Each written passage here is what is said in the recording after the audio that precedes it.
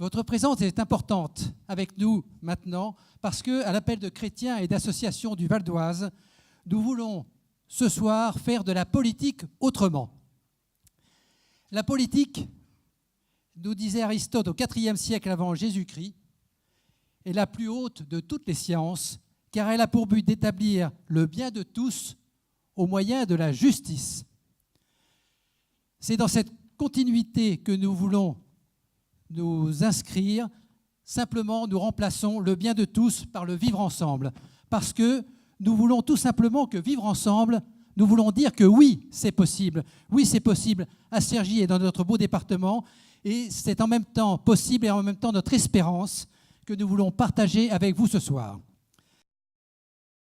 Nous allons avoir donc 2 interventions d'une vingtaine de minutes, 20-25 minutes pour nos 2 invités, que nous aurons ensuite plusieurs témoignages.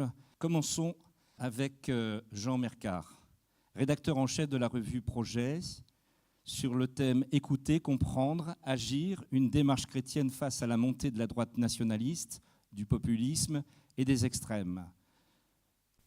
Voilà, alors merci beaucoup pour cette invitation. Je suis très heureux qu'on puisse parler de politique entre chrétiens et non chrétiens, que les chrétiens assument que la politique, c'est effectivement la recherche du bien commun par la justice.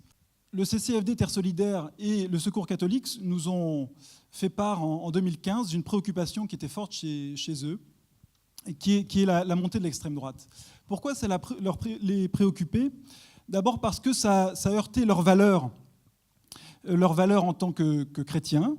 Ils ont lu les messages des évêques. Je voudrais simplement citer celui-là de 1972, qui était un message de la conférence des évêques qui s'intitulait « L'Évangile n'est pas neutre ». Le message disait cela: « La Bible manifeste un certain nombre d'exigences éthiques, le respect des pauvres, la défense des faibles, la protection des étrangers, la suspicion de la richesse, la condamnation de la domination exercée par l'argent, l'exercice de toute autorité comme un service, le renversement des pouvoirs totalitaires. Un chrétien n'a pas le droit, sous peine de trahir sa foi, de soutenir des options qui acceptent, prônent, engendrent ou consolident ce que la révélation, tout comme la conscience humaine, réprouve. » Un électorat qui exprime d'abord une défiance qui exprime d'abord une colère. Cette colère, elle est le signe d'un sentiment profond d'abandon. Tous ces chantiers, ils se fondent sur une idée. C'est que la peur, la colère, elles peuvent être absolument légitimes. Il ne s'agit pas de les juger, mais elles sont mauvaises conseillères.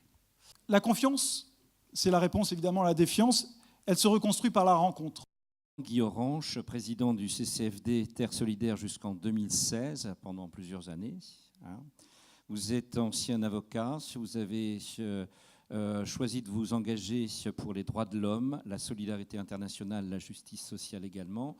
Votre intervention sera un peu orientée sur le thème suivant: vivre ensemble, ça se choisit, ça se construit. Oui. Travailler à un vivre ensemble juste, c'est difficile, c'est rugueux, c'est compliqué, c'est essentiel. Oui, dans la société française d'aujourd'hui, il y a une multiplicité de ce genre de rendez-vous, où des gens d'opinions politiques différentes, de traditions religieuses différentes, de cultures qui se sont parfois combattues, sont capables de se retrouver. Mais nous ne les entendons pas. Nous ne les célébrons pas. Et pour construire le vivre ensemble, il faut célébrer la naissance. Il faut célébrer ce qui naît. Ce n'est pas du tout de l'optimisme. C'est simplement de choisir la vie. Et pour les gens qui ont lu et qui liront la Bible, le seul choix humain important qui nous est proposé par Dieu, c'est « tu as devant toi la mort ou tu as la vie », et je te dis « choisis la vie ». Le choix historique, au cœur de la mondialisation, il nous faut choisir le défi de l'altérité, c'est-à-dire de rencontrer l'autre. Nous sommes tous des produits d'autres, au pluriel.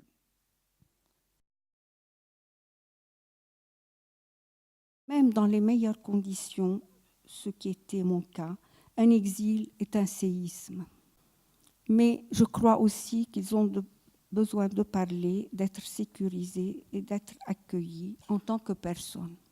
L'un d'eux m'a dit, en Allemagne, on a été reçus comme des réfugiés, en France comme des amis. La misère, c'est quelque chose qui est une construction humaine, ce n'est pas quelque chose de naturel. C'est parce que l'organisation de la société fait que, aujourd'hui on est comme ça, et qu'elle détruit à la fois les personnes qui en souffrent, mais aussi les personnes, l'humanité des personnes qui la laissent se développer. Et donc en fait, elle détruit aussi notre humanité. Et la seule façon, nous semble-t-il, de combattre ça, c'est de s'unir tous ensemble. Tout ce que je savais, c'est que je cherchais des réponses donc, à des questions sur la société, sur les enjeux contemporains. J'avais remarqué, comme beaucoup de jeunes, qu'on nous cherchait à nous diviser dans nos différences, que nos différences devaient être perçues comme des tares alors qu'elles étaient des richesses. Et en fait, je voulais comprendre pourquoi il y avait cet acharnement et comment le combattre. On a une France plurielle et que cette France plurielle, c'est une vraie richesse et qu'il faut coexister de manière active.